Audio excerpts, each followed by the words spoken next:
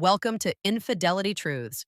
Before we dive into today's gripping story, please take a second to like this video and subscribe to our channel. Your support helps us create more thrilling stories just for you. Let's begin. The moment I saw her leave the note on the kitchen counter, I knew I'd broken something irreparable. It wasn't loud or dramatic. No slammed doors, no tearful accusations. Just a folded piece of paper, her handwriting neat and deliberate, sitting next to the coffee pot we'd bought together at a flea market years ago. I didn't need to read it to know what it said. I'd been waiting for this moment for months, dreading it, but knowing I'd earned every word. This is one of those stories where the betrayal isn't the point. It's about the moment you realize you've lost the right to fix what you broke. Her name was Lena, and we'd been together for 7 years. The first 5 were a blur of late-night talks, road trips to nowhere, and her teaching me how to cook without burning the house down. We weren't perfect, but we were us. Solid, or so I thought. Somewhere along the line, though, I started feeling trapped. Not by her, but by the life we'd built. The routine, the mortgage, the way she'd hum while doing dishes. Like she was content with this quiet life, while I was screaming inside for something more. I didn't tell her. I should have. Instead, I let the restlessness fester. That's when I met Sam. He was a bartender at the dive bar I started sneaking off to after work. He had this easy charm, always ready with a story or a smirk that made me feel like I was interesting again. It started with conversations over cheap whiskey, then late-night text, and meeting up on nights I told Lena I was working late. I didn't call it an affair at first. I called it a distraction, a way to feel alive again. But every lie I told Lena, every "I'm fine" or "just tired," was a brick in the wall I was building between us. It went on for 6 months. 6 months of sneaking around, of silencing my phone, of looking at Lena across the dinner table and feeling like a stranger in my own skin. The guilt was there, but I buried it under excuses. She doesn't get me anymore. She's too busy with her own life. I deserve to feel something. I told myself I wasn't hurting her if she didn't know. But deep down, I knew I was stealing something from her. Something I'd promised to protect. The truth came out in the worst way possible. I'd left my laptop open on the couch, a careless mistake. Lena wasn't the type to snoop, but I'd been distant for so long. She must have been desperate for answers. She found an email thread with Sam. Nothing explicit, but enough.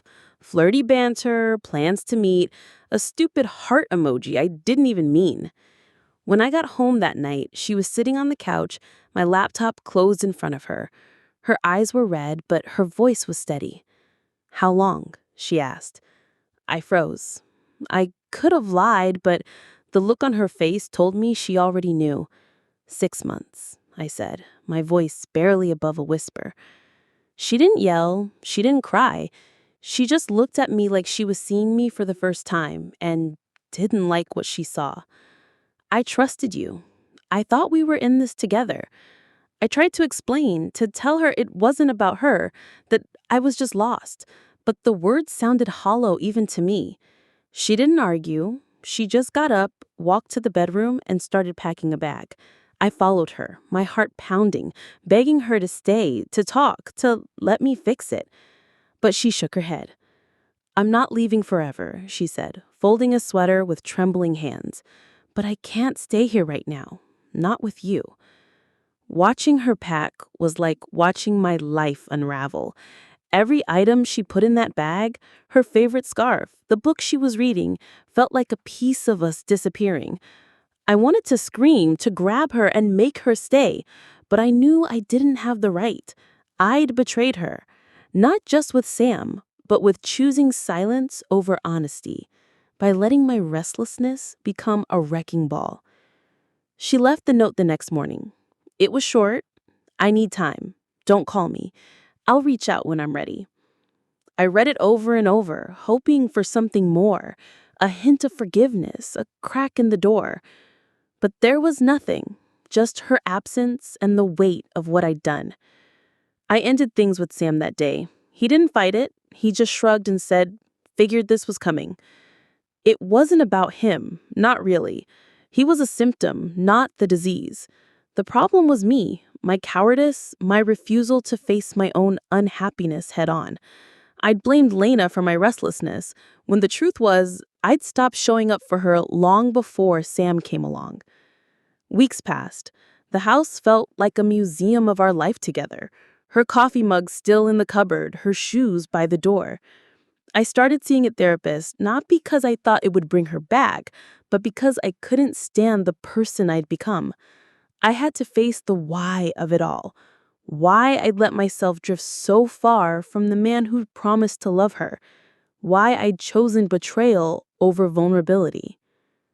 3 months later, Lana texted, "Can we meet?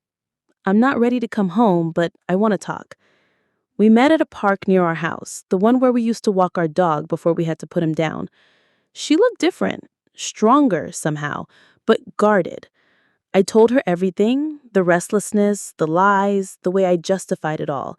I didn't ask for forgiveness, I just wanted her to know I was trying to understand myself, to be better. She listened quietly, her hands wrapped around a to-go coffee cup. When I finished, she looked at me for a long time before speaking. "I don't know if I can ever trust you again, but I don't hate you. I need to figure out who I am without you for a while." I nodded, my chest tight. "I'm not asking you to come back. I just want you to know I'm sorry and I'm working on me." She gave me a small, sad smile. "I hope you do." We didn't hug. We didn't make promises. She just walked away and I let her. I'm still working on myself, piece by piece, not because I think it'll win her back, but because I owe it to the person I want to be.